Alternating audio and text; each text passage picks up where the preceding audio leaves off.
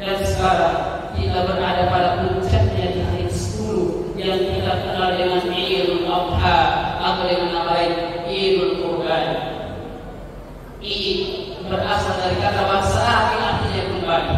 Kita yakini bahwa kita akan kembali kepada Allah Subhanahu wa taala. Ma'ad, tempat kembali. Innal ladzi farada 'alaika al-Qur'an la radduka ila ma'ad. Bahwasanya kita akan kembali kepada Allah Subhanahu wa taala. Kurban berasal dari kata bahasa Arab yang artinya sangat dekat. Allah ingin di tahun ini, Allah ingin di bulan ini, Allah ingin di waktu ini kita kembali dekat dengan Allah Subhanahu wa taala. Yang menjadi pertanyaan, jangan sampai kita pulang kepada Allah Subhanahu wa taala kita tidak membawa persiapan apa-apa.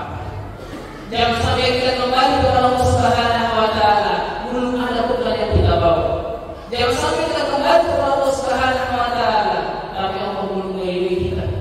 Maka dari itu pada kesempatan kali ini adanya Idul Kurban, Allah berharap kepada hamba yang kembali lagi dengan Allah Subhanahu wa taala. Dengan cara apa? Ada 3 amalan yang kalau kita lakukan di Idul Adha ini, di bulan ini, di 10 hari pertama Dzulhijjah ini, setidaknya kita bisa mendapatkan Idul Kurban atau kedekatan kembali kepada Allah Subhanahu wa taala. Hadirin jamaah Idul Adha rahimani wa rahimakumullah jami'an. Amalan yang pertama yang mungkin bisa kita lakukan ini memenuhi panggilan Allah Subhanahu wa taala untuk melaksanakan ibadah haji. Amalan yang pertama yang paling utama kita lakukan di bulan Dzulhijjah ini memenuhi panggilan Allah Subhanahu wa taala untuk berhaji. Apa yang kita lakukan di bulan Dzulhijjah bagi orang jamaah haji? Puncaknya haji itu ketika berada di Arafah. Seperti sabda Rasulullah SAW, al-hajju Arafah. Hakikat haji itu berada di Arafah.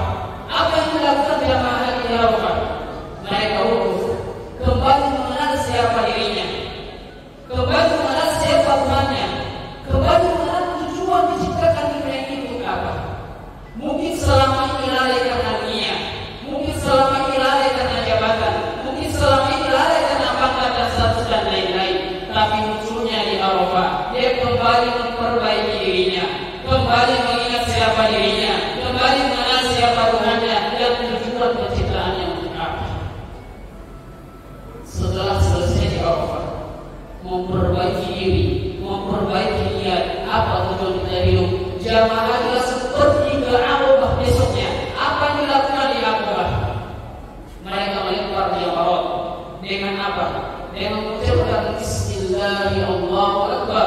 Mereka mengatakan Bismillah Allahu Akbar dengan niat semua nilai-nilai buruk yang pernah ia lakukan selama ini dia buang. Semua kemaksiatan yang mungkin sering dia lakukan dia buang. Semua hal-hal yang berkaitan dunia yang melarang dia dalam ibadah dia buang, dia tinggalkan. Maka terjadilah di situ hajjul mabrur. Setelah melakukan lemparan, mereka mengatakan kepada Allah, Inni wajjahtu wajhiya lilladzi fatara as-samawati wal ardh hanifan musliman wa ma ana minal musyrikin. Inna salati wa nusuki wa mahyaya wa mamati lillahi rabbil alamin la syarika lah wa bidzalika umirtu wa ana minal muslimin wa ana awwalul muslimin. Setelah melempar jamarat, mereka mengatakan Bismillah Allahu Akbar dengan niat meninggalkan hal-hal yang buruk.